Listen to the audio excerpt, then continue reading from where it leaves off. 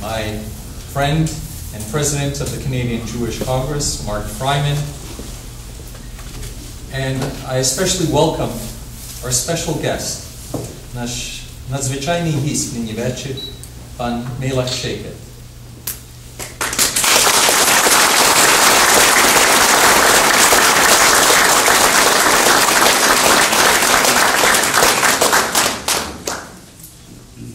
Шановна громадо, dear friends, and I allow myself to refer to you as friends because as I look around our gathering here this evening, I see so many of my friends, people that came together collectively as far back as 20-odd years ago. We came together as friends and set out on particular journeys. The first was a journey to the fulfillment of the dream of our forefathers, of an independent Ukraine.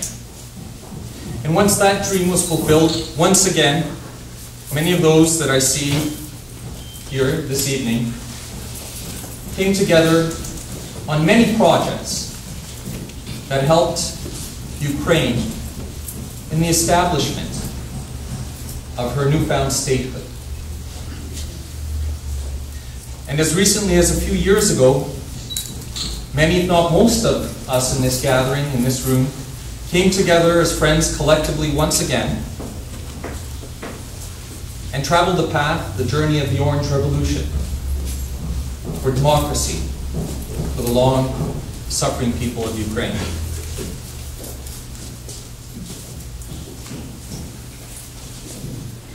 As friends who've traveled difficult paths, we've collectively had experiences, and collectively we've established a trust. And today, all of you, all of us who gathered here have something in common. There's a yearning, a need to better understand a part of our history, the history of Ukrainian-Jewish relations. There's more than 800 years of recorded history of our respective communities on the territory of Ukraine. We lived side by side. We developed our cultures, cross-pollinated our cultures. We lived in good relations for the vast expanse of that time. But there were difficult periods.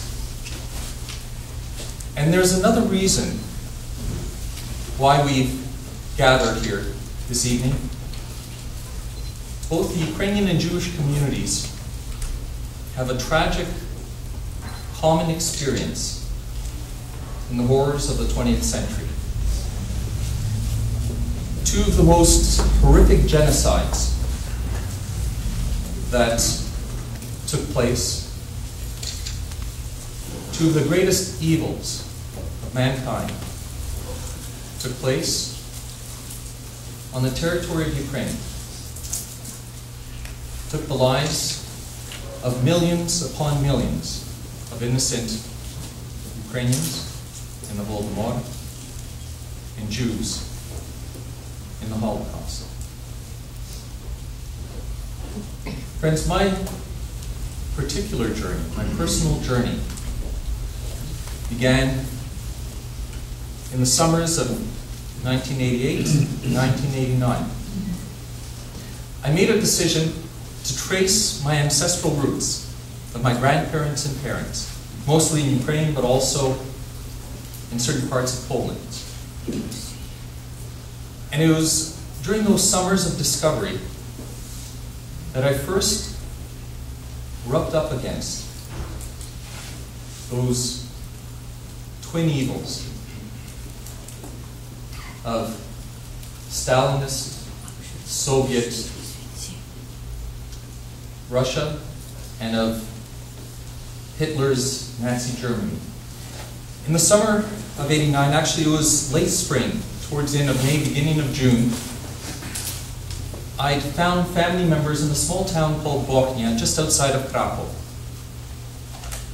And while there, I made a decision to visit a nearby site called Wrzesnewskyj, better known as Auschwitz. It was before the Berlin Wall came down, before the era of tourism, of tour buses coming to Auschwitz. So that morning, when I arrived, there was only a handful of people. And when I walked through those infamous gates, I was struck by a realization. I was walking through the gates of hell. And inside, I saw the capacity of mankind to do horrific evils on unimaginable scales against our fellow human beings.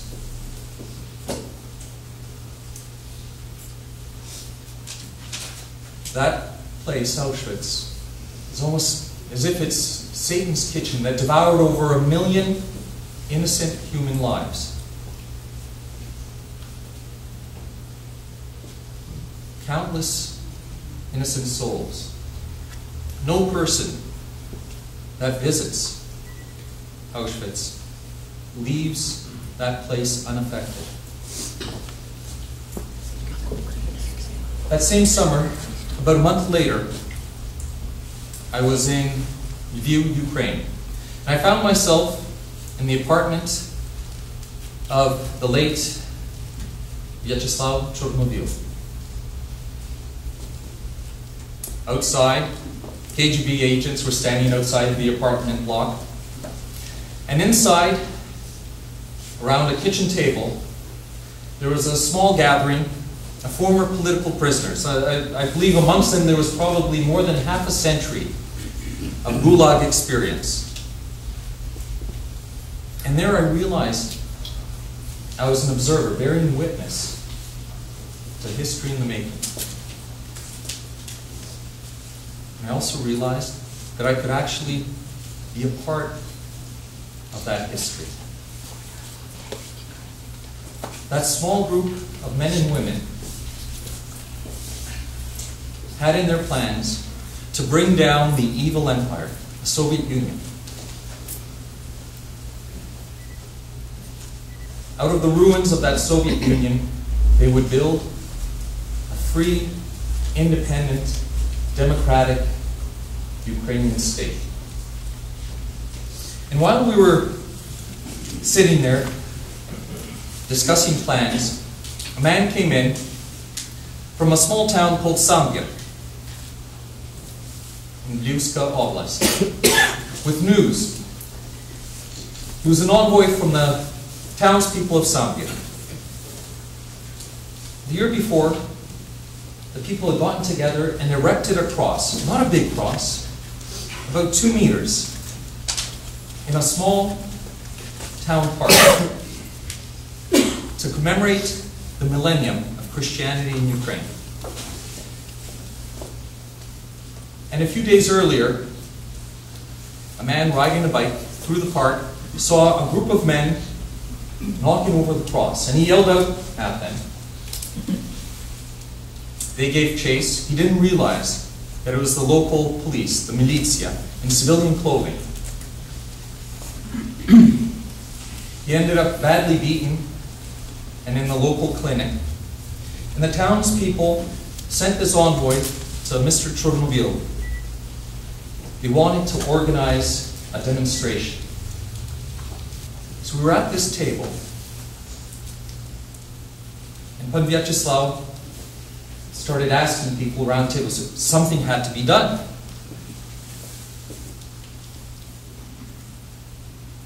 And everyone started checking their calendars.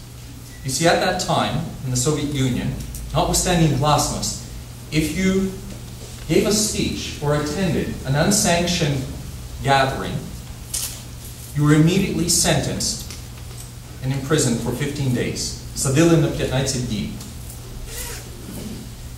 People had speeches, people had meetings. Nobody could head out to help with this demonstration.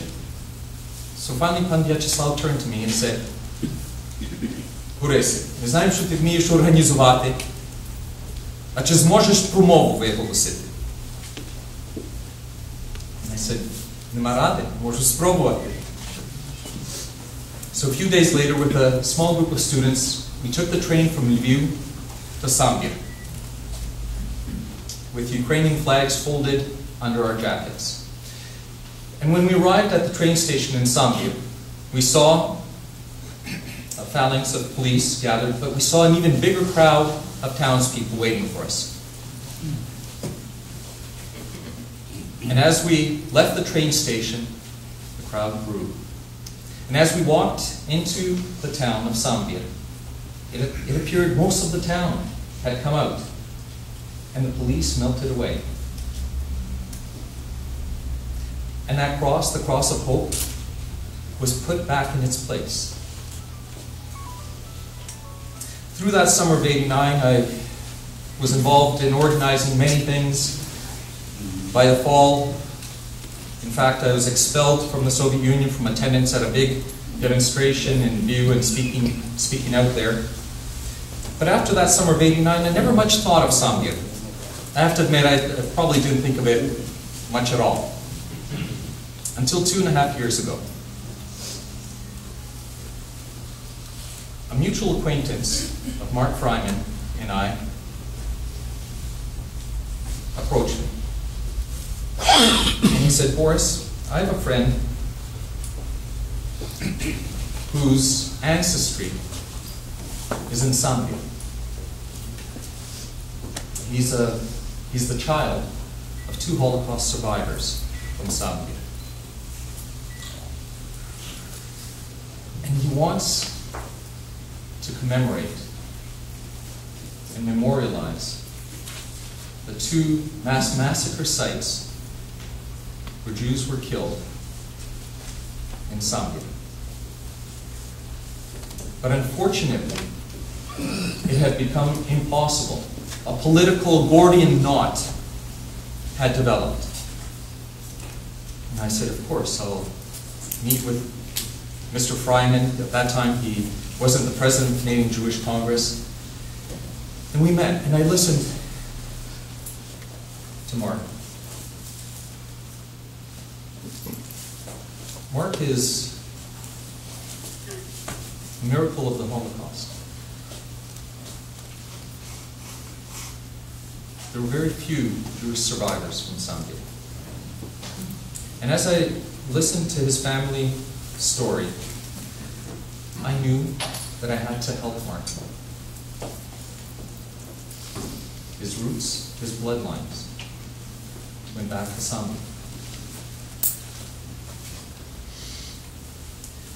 But I needed to learn more. I needed to better understand the history of Sambyr, and in the history of Sambyr, the history of Ukrainian Jewish relations in Galicia and in Ukraine. So I engaged Professor Subtelny to go through the archives, to write a brief report of what happened in Sambyr during World War II. And let me just share a few of the highlights of that report. As most of you here know, in Galicia, during that period, the vast majority of the population of the countryside, over 90%, were of Ukrainian heritage.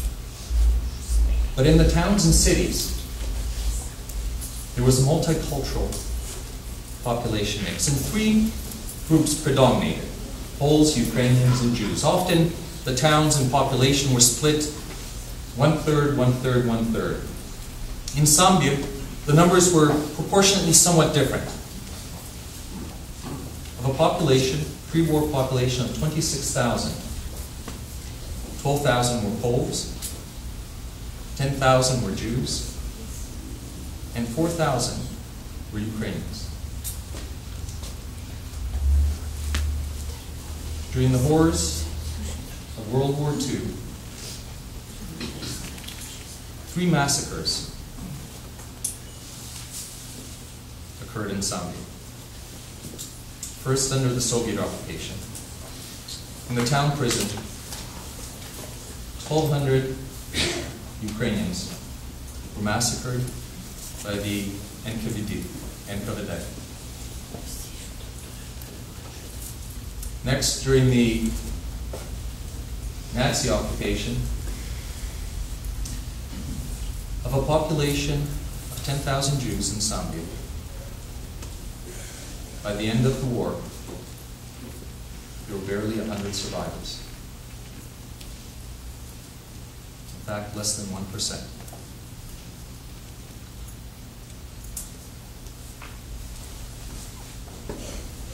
Last September, I was part of a delegation with Canada's Speaker of the House, Mr. Meylakh, to Ukraine. We had many meetings, mostly dealing with the free trade agreement, the beginnings of discussions of the free trade agreement with the former president, former prime minister, a lot of formers. But I took an extra couple of days to travel to Sambia, a place that I'd been over 2 decades previously. And I visited 3 sites. The site of the prison, where there's a beautiful memorial to those who were massacred in that prison. From there, I went to the town's ancient Jewish cemetery, one of the 2 sites where the Nazis massacred thousands upon thousands of Jews. And as I walked through the gates, I saw a vast empty field with innumerable humps in the grass. And as I went and started pulling the grass off some of those humps, I realized that underneath were tombstones. Ancient Jewish tombstones, the remnants of a lost culture. Many of those tombstones appear to be centuries old. And then, against the far wall of the cemetery, there was a large mound. And I walked over there to that mound. There were goats grazing.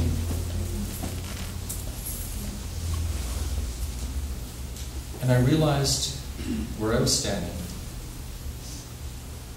I was standing on the bones of thousands of innocent human beings, of Jews who've been rounded up in Sambia, marched to the cemetery, stripped, lined up, machine gunned next to a big pit.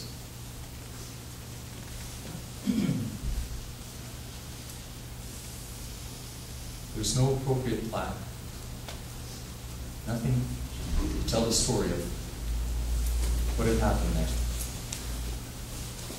From there I traveled to Ravliki Forest, just outside of Sambia, where the second massacre site was located. And there in the forest, there's a large mound, overgrown with trees and bushes. People must have been picnicking through the summer there because there was garbage and empty liquor and beer bottles everywhere. And I stood there listening to the trees groaning. And I felt a tremendous shame and a tremendous sorrow. Any of us, when we visit a cemetery, a grave site, a family or friends, we feel sorrow. But we also have the solace of knowing that that particular loved one passed on naturally, or at a time that God had established, according to God's will. But standing at those two sites, I realized that the thousands of people buried there, they weren't there because of God's will. They were there because of the designs of the evil one. And I felt a sorrow because in our Ukraine, our beloved Ukraine, where we as a people have suffered such tremendous historical indignities, and as a people have suffered genocide, that we weren't able to, in that small town of Sambia, to have the empathy to properly note those two terrible sites. This past December, Mark, Stefko Badera, and I traveled to Sambia once again to visit those sites and to meet with the town mayor and the town council. I decided to visit one more site. I had to go back to what had first brought me to Sambia 20 years earlier. What I call that cross of hope that had been put up during the waning days of the Soviet Union. And the mayor took me there, and I was astounded. It's not a big cross, but a beautiful, wonderful wooden cross of only about 2 meters. But next to it, there was a huge church that had been built. It was stunning. It was almost the size of the Sobor of Świętego Jura in Lviv. It seemed the cupolas reached into the sky as I stood next to it. I asked the mayor, could we go inside the church? And I was taken aback as we entered the church, because it was empty. It was an empty shell. There were no icons, no candles, no people praying. And I asked, what had happened? And he said, well, we started on this project, but then something happened. And he couldn't explain. People seemed to have stopped giving.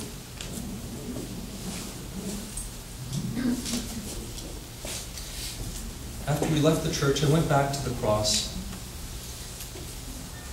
to say a prayer, because it seemed that a certain group of people in leadership positions in the town of Sambia had perhaps lost their way.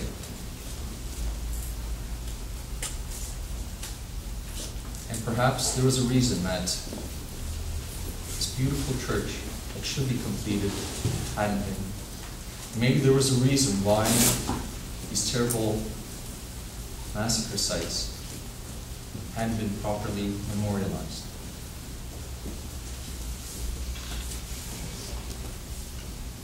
we had several meetings with the town mayor, and it became clear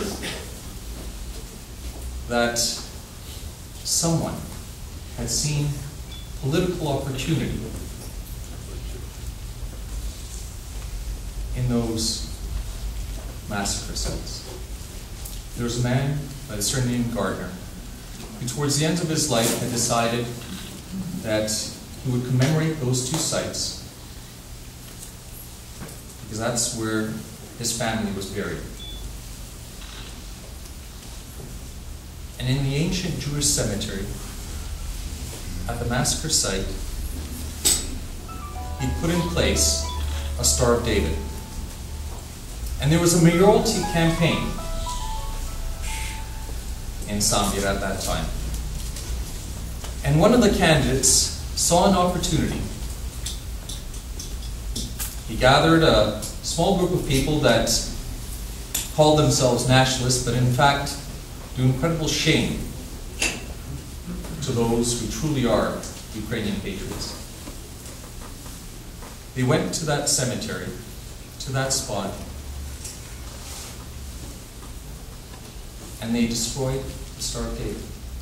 And then they said they had documents to prove that they were amongst the thousands of Jews, that there were 3 Christians. So they put up 3 crosses.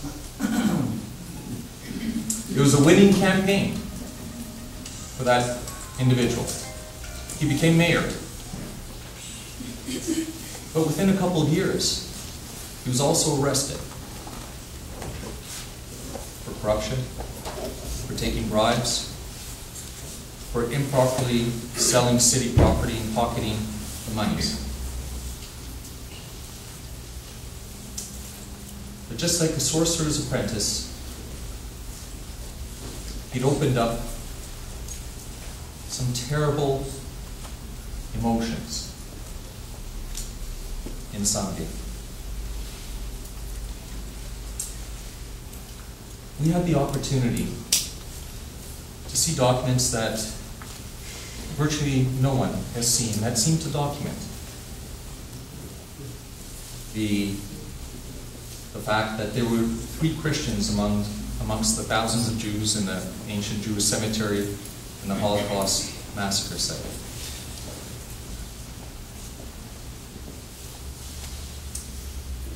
And perhaps I'll be generous in saying that I'm skeptical when I saw them.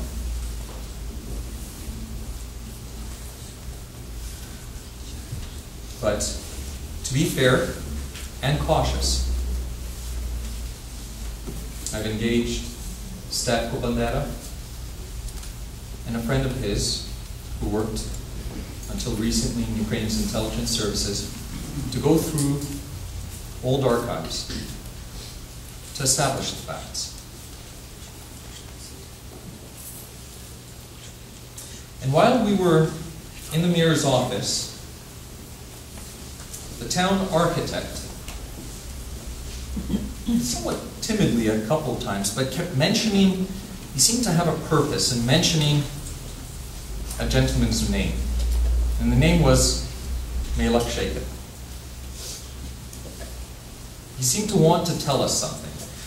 So Mark and I made a decision in view that we would meet with Pan Meylakh. Because Pan Meylakh perhaps has the best archival information that's readily accessible in view when it comes to Jewish cemeteries and sites of massacres. We met Pan Meylakh, and I can't put across to you the warmth of that particular meeting.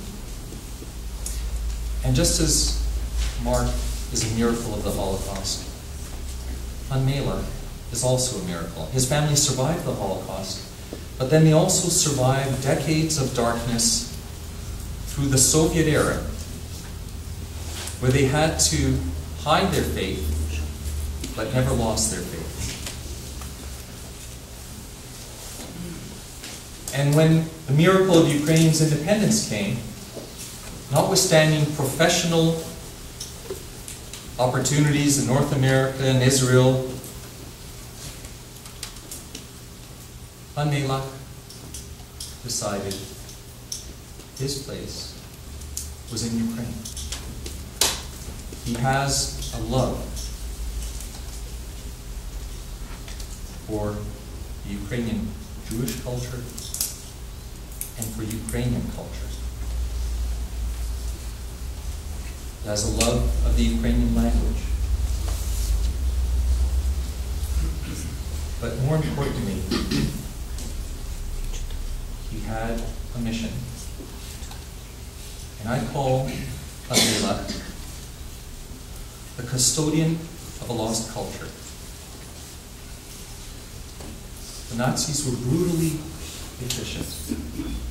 There are very few Jews left in Ukraine, especially in Galicia. There's very little left of that ancient, deeply rooted culture.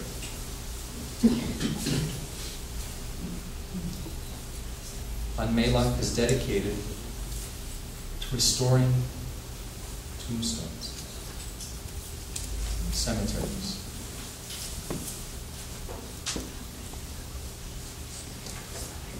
Friends, in the last 2 years, as a community, and as the Ukrainian people, we've suffered repeated indignities.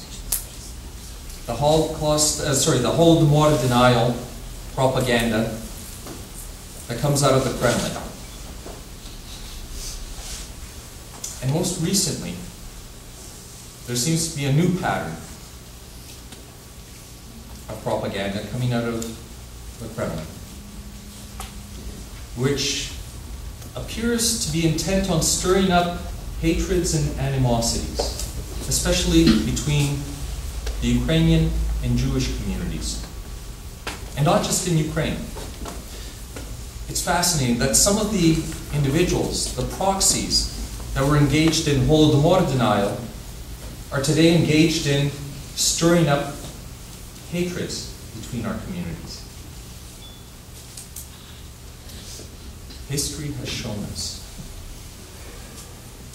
that whenever our two communities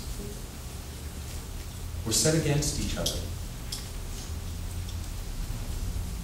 it's always ended very badly for both Ukrainians and Jews.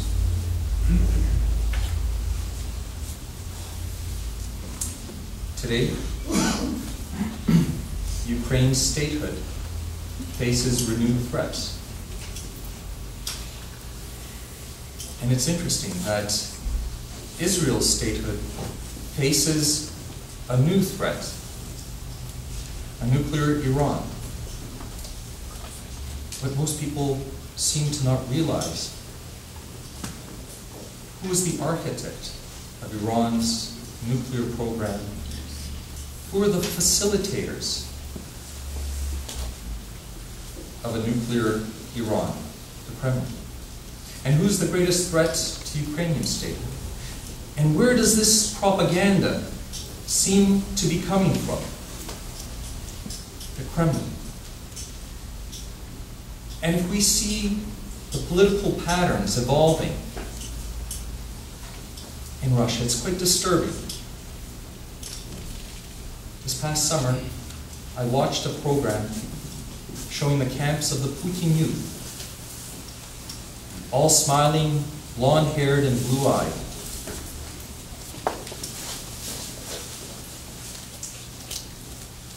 Friends, hopefully tonight we come together in this gathering of friends. And some of you may decide to join together on a new journey. And this time a journey that involves two communities.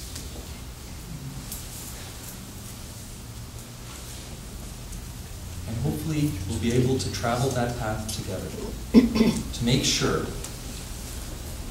that never again will our two communities be the victims of the terrible designs of greater powers. Never again. Більше ніколи. Дякую.